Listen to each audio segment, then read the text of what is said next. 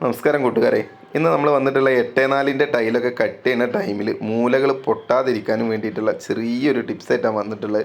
അപ്പോൾ കട്ട് ചെയ്യുന്ന ടൈമിൽ ടൈല് വര വീകാതിരിക്കാനും വേണ്ടിയിട്ട് ഇതുപോലെ പ്ലേറ്റുമേ സെറ്റ് ചെയ്യുക. അതിന് ശേഷം നമ്മൾ കട്ടർ കൊണ്ട് കട്ട് ചെയ്യുക. അപ്പോൾ കട്ട് ചെയ്യുന്ന ടൈമിൽ നമ്മളെ സുരക്ഷാ മാനദണ്ഡങ്ങൾ നമ്മൾ തീർച്ചയായിട്ടും പാലിക്കണം.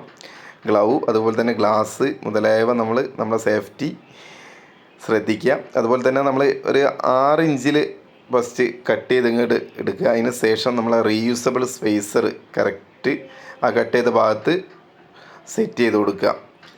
2 റീയൂസബിൾ സ്പേസറാണ് നമുക്ക് വേണ്ടത്. ഫസ്റ്റ് കട്ട് ചെയ്യുന്ന അവിടെ നമ്മൾ 6 ഇഞ്ചിൽ കട്ട് ചെയ്തിട്ട് ഇപ്പോൾ റീയൂസബിൾ കുടുക്കി. അതുപോലെ തന്നെ ലാസ്റ്റ് എൻഡിലും തന്നെ ഒരു 6 ഇഞ്ചിക്ക് നമ്മൾ കറക്റ്റായിട്ട് മാർക്ക് ചെയ്തിട്ട് കറക്റ്റ് കട്ട് ചെയ്യുക. അതിന് ശേഷം നമ്മൾ റീയൂസബിൾ സ്പേസർ കുടുക്കി കൊടുക്കുക.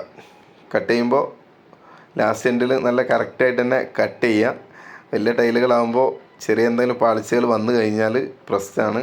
അപ്പോൾ അതുപോലെ തന്നെ നമ്മളിത് മൂലകൾ പൊട്ടിയാലും പ്രശ്നമാണ്. അപ്പോൾ അത് പൊട്ടാതിരിക്കാനും വേണ്ടിയിട്ട് നമ്മളെ ഒരു പ്രിയ സുഹൃത്ത് തമ്പു രാജേഷ് കാലിക്കറ്റ് നമ്മളോട് പറഞ്ഞു തന്നൊരു ചെറിയ ട്രിക്കാണിത്. എന്തായാലും ഞാൻ കട്ട് ചെയ്തപ്പോൾ എനിക്കത് വിജയിച്ചിട്ടുണ്ട്. ചില ടൈമിലൊക്കെ നമുക്ക് കട്ട് ചെയ്യുന്ന ടൈമിൽ ചെറിയ രീതിയിലൊക്കെ മൂല പൊട്ടലുണ്ട്. അപ്പോൾ ആ മൂല പൊട്ടാതിരിക്കാൻ അദ്ദേഹം കുറച്ച് കാലമായിട്ട് ഇങ്ങനെയാണ് ചെയ്യൽ എന്ന് എൻ്റെ അടുത്ത് പറഞ്ഞു.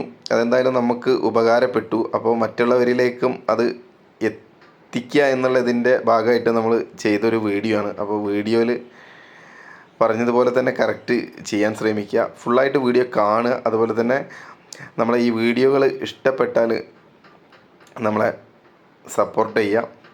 അപ്പോൾ മാക്സിമം അറിയാത്തവരിലേക്കൊക്കെ നിങ്ങൾ ഷെയർ ചെയ്ത് കൊടുക്കുക. കാരണം വലിയ വലിയ ടൈലുകൾ പൊട്ടിപ്പോയാൽ വലിയ പ്രയാസമാണ്. ചെറിയ ടൈല് മാതിരിയല്ല. നമുക്ക് ചിലപ്പോൾ ബാത്റൂമൊക്കെ ഡിസൈൻ ചെയ്യാൻ ചിലപ്പോൾ 2 സ്ലാബൊക്കെ ആവും 8x4 കൊണ്ടുവന്ന് തരിക ക്ലൈൻറ്റ്.